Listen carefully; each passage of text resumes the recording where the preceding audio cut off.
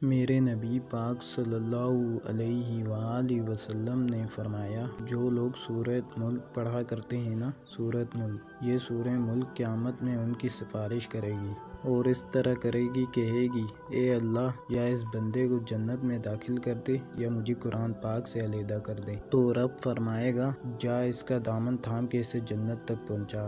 आप बात को समझे। जब आपके ताल्लुकात अपने मामलात के साथ मजबूत हो गए, ये नबी करीम सल्लल्लाहु अलैहि वसल्लम ने वादा किया है कि तू सूरत वाक़िया पढ़, तेरे घर में फाका नहीं होगा, कि रात को सूरत मुल्क और सूरत यासीन के बगैर सोना नहीं। सूरत मुल्क इतनी शानदार सूरत है कि नबी पाक सल्लल्लाहु अलैहि वसल्लम ने फरमाया, ये क़यामत के दिन अल्लाह की बारगाह में नाज से झगड़ा करेगी और कहेगी, ये अल्लाह, या तो मेरे पढ़ने वाले को जन्नत अता फरमा या मुझे कुरान पाक से अलहदा कर दे। तो रब करीम फिर अपने फजल से पढ़ने वाले को जन्नत अता कर देगा।